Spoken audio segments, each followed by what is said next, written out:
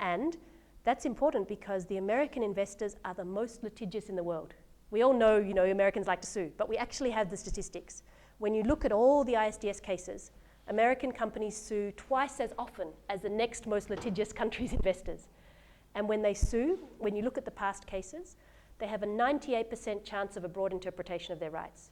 So when they sue, you're almost always sure to lose. When the US government is sued, they never lose, literally never lose. And one of the theories is because the arbitrators on these tribunals, the judges, they are paid millions of dollars per case. They don't have a salary. They just get paid when there is a case. So the US government is doing very well in giving them business by signing these treaties. If the US government loses, that would cause a big ruckus in the US and they wouldn't sign these investment protection treaties anymore, and the arbitrators would lose business, right? Less cases at how many $1 million a case. So they don't want to bite the hand that feeds them, is the theory. So Malaysia does have, and MITI has been saying, Malaysia has some of these investment treaties with these investment protections. But number one, not with America. And the US has a lot of investment in Malaysia today, one of the biggest investors, right? And the TPP investment chapter protects all the existing investment in Malaysia by Americans and other TPP countries, as well as the stuff that comes after the TPP comes into force. So that's a big stockpile of legal liability of like Linus shares who can already sue Malaysia by the most litigious investors in the world who have a 98% chance of a broad interpretation of their rights. So giving these same rights to the Americans is a big deal, big extra exposure of legal liability, because who pays the award when it's $50 billion? It's the taxpayer, it's all of you. It's not magic money, it comes from your pockets. So in other countries, they have said with the US is really quite something different. And in the past, Malaysia's investment treaties, they were quite careful. They didn't protect all the investments, they just protected investments approved in writing. So then at least you have a list, you know who you are liable to, right? But remember the TPP definition of investment is everything under the sun, the bricks and mortar factory, the patents, the shares, the licenses, the permits. It's not approved in writing. So last time when Malaysia was sued in the Asian financial crisis, 1997, Kan Mahathir put capital controls. You couldn't take your money out of the country. So there was a Belgian stockbroker who had shares in the KL Stock Exchange, and he wanted to take his money out in the crisis, and he could not. So he sued the Malaysian government under one of these existing treaties. But he lost because his shares on the stock market were not an investment approved in writing. So he lost. Same case today, under the TPP, of course he would win because it protects everything, including shares that are not approved in writing. So, because this investor-state dispute settlement has been so problematic, other countries have learnt their lesson. South Africa was sued over their affirmative action for black South Africans after apartheid, and they settled, and they removed it for that mining company, and then they said, alamak, that affirmative action is in our constitution. This means that our constitution is going to be challenged under these treaties, so they're withdrawing from their treaties. Indonesia got sued by some big mining companies. They have not yet lost, they're already withdrawing from all their investment treaties. India is reviewing their investment treaties and putting in exceptions and safeguards. Brazil has no investment treaty in force because the executive branch of their government happily signs investment protection treaties. But under the Brazilian constitution, it must pass the Brazilian parliament. And in the Brazilian parliament, all the political parties got together and they looked at it. And they said, these investment protections restrict our policy space, our ability to regulate too much. We will never pass one of these. So Brazil has none of these treaties in force. And yet they are the 5th largest recipient of foreign direct investment in the world, because foreign investment comes if you have a big population, a lot of people to sell to. Walmart, Tesco all want to come to sell to your people, right? So that's Brazil, India, China. Foreign investment comes if you have natural resources, oil and gas, minerals. Foreign investment comes if you have human capital, people who can work in the factories. Foreign investment comes if your electricity doesn't go off 10 times a day, your roads are not jammed, and you don't have people bombing your factories in the middle of a war zone. These are what the economists agree are the main reasons for getting foreign investment. It's not whether you sign this treaty or not. So a lot of countries, after they're being sued, are seeing the light and saying, actually, this gives too much rights to the foreign investor and we're not able to regulate, and we withdraw. Malaysia is going the opposite way and signing a treaty on the 4th of February, the TPP, with these same investment protection provisions, exposing themselves to the most litigious investors in the world who almost always win for the huge stock of American investment in Malaysia, plus the stuff that comes afterwards. So that's the story with the investment chapter. There's many other horror story cases we can go into for that. But for those of you interested in other human rights and medicines and copyright, we come to the intellectual property chapter. So intellectual property includes things like patents on inventions. So on a new medicine, on a rocket, on a spaceship.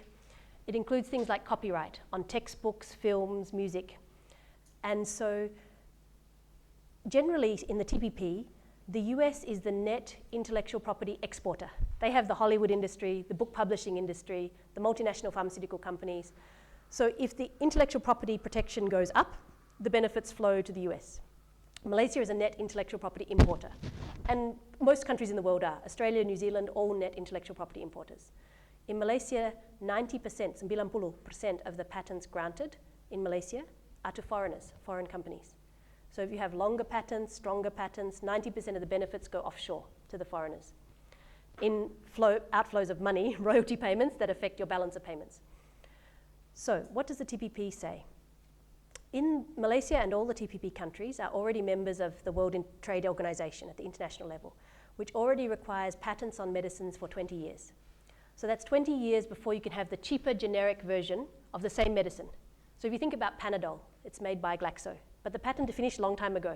So you can get paracetamol, the same chemical, made by another factory like Hovid in Malaysia or some Indian factory with a slightly different name, right? Like Panalol or something. Exactly the same medicine, works the same for headaches, just as safe, just made in a different brand. So we have here some people from medicines groups who can give you more horror stories about what it means for patients on the ground. But basically in, for example, HIV/AIDS, when the medicines were patented, monopoly, right? Nobody else, a patent is a monopoly. Nobody else can make or import the medicine for the 20 years. So he can charge what price he likes. So for HIV/AIDS, it was $67,000 per patient per year for 20 years. Then the patent finishes, and you can have generic competition from other companies making the same medicine with a different brand. The price fell to $67 per patient per year. Sorry, the first one was $15,000, then it fell to $67. So you can see there's a big difference in price and affordability when you get the generic competition. The TPP basically says more things can be patented. The patents can last for longer if the Malaysian government is too slow in giving the patent or too slow in approving the medicine as safe. And even when there is no patent, there is another monopoly of 5 to 8, possibly 8 years. And this is especially for the new medicines called biologics. This is your cancer medicines, your vaccines, your insulin, Ebola. These were all biologics, the complex medicine. And biologics, actually, our science is not advanced enough to make it from scratch. For those of you who remember your chemistry or biochemistry, it's basically like a protein. I cannot sit here and design a protein on my laptop and make it and print it and fold it and make it work. I start from naturally occurring, like insulin, we took it from a pig. Then we made a synthetic version in the lab. Or factor 8 for hemophiliacs comes from human blood. Human growth hormone comes from human blood. So we basically start with the natural thing, and we maybe tweak it a bit, or we use the actual natural one. This is a biologic. So those naturally occurring things should not get a patent, because patents are only for inventions. I shouldn't get a patent for a leaf I pick up from the ground. I must invent it, something new.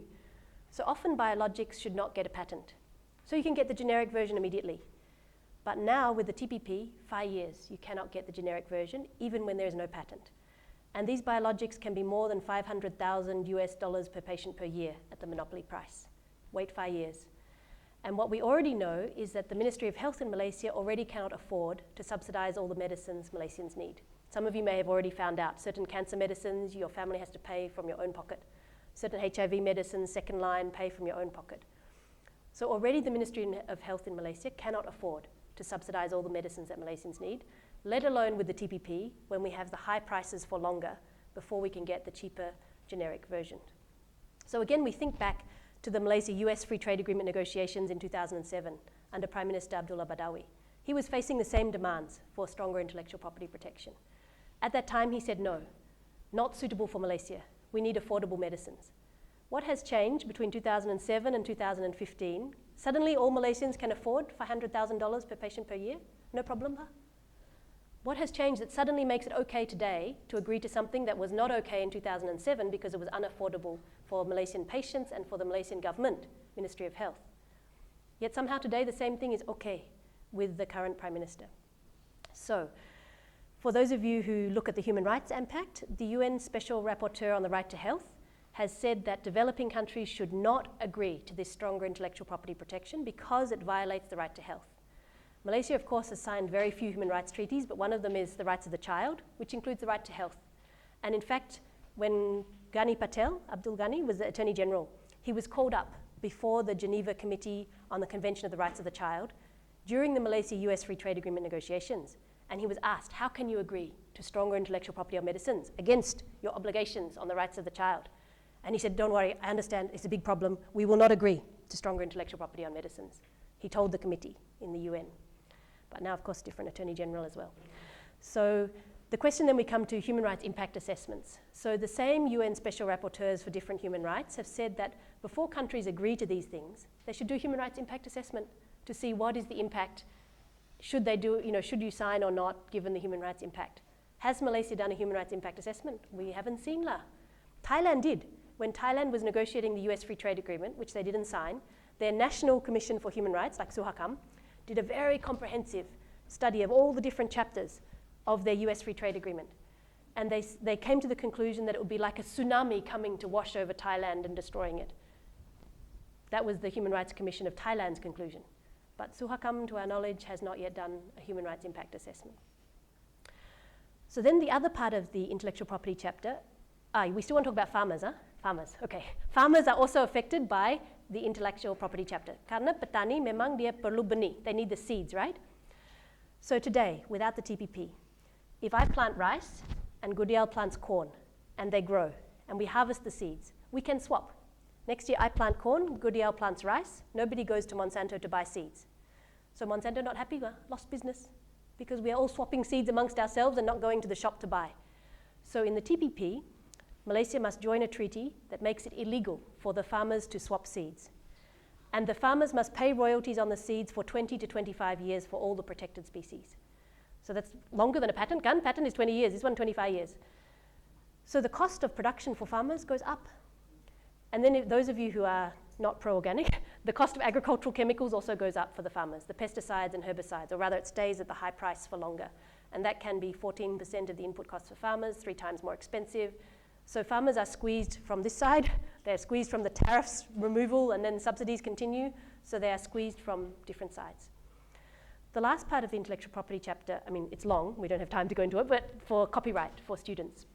So Malaysia is already a member of the World Trade Organization, already has to give life of the author plus 50 years copyright on a textbook. Already quite long before you can legally photocopy the textbook. The TPP adds another 20 years. And this is basically, of course, a US demand. The US always requires it in its free trade agreements, like everything else I've described. And basically, they call it the Mickey Mouse rule. Literally, every time Mickey Mouse is coming out of copyright, the movie, the US extends the copyright term, so Disney keeps its copyright and can still make money from selling Mickey Mouse.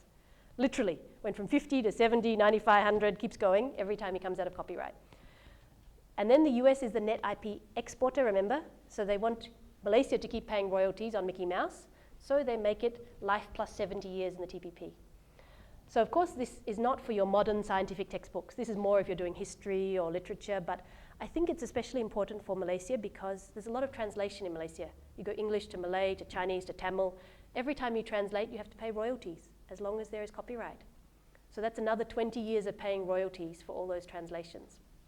And when this was proposed in the TPP, it was so unpopular, even the libraries in Australia and New Zealand said, we don't want it. The universities in Australia, when this was first proposed in the US Free Trade Agreement, said we cannot afford it.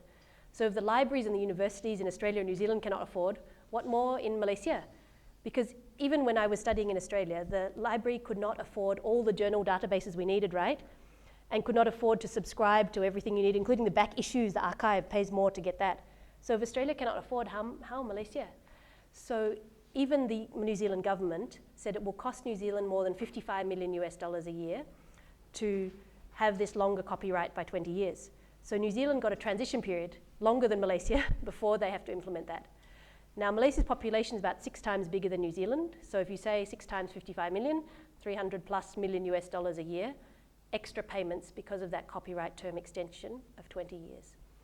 So that's a clear additional cost. So we're coming to the end. We did the labour chapter. There is an environment chapter. The environment chapter, of course, has only the environmental things the US wants. Does not require them to cut their climate change emissions. Does not require them to join the Convention on Biological Diversity. It's just the environmental treaties that the US likes, like CITES on endangered species. And along the way, it looks like they've removed fishing subsidies because bad for the environment. But in Malaysia, the fisher folk are quite poor. They need fishing subsidies, even if the oil one is not working very well, maybe some other kind. And it looks like they can't have fishing subsidies anymore because it's bad for overfishing. So, remember though that the investment chapter can override effectively the labour and environment chapters, because even when you comply with them, you can be sued by the foreign investor for money, plus interest, compound interest and so on. And in the TPP generally, there is an exceptions chapter. And the exceptions chapter covers health and environment, and I think privacy, but not women, not culture, not indigenous people, not children, basically health, environment, and kind of privacy. Oh, anyone interested in NSA Snowden spying? Okay, we come back to that. So those exceptions, health, environment, and privacy, do not even apply to all the TPP chapters. They do not apply to the investment chapter, remember causes all those problems for the environment and health. They do not apply to the intellectual property chapter with all the problems for medicine prices, because the rights of the foreign investor and the patent owner are more important than the human rights for health and protecting the environment.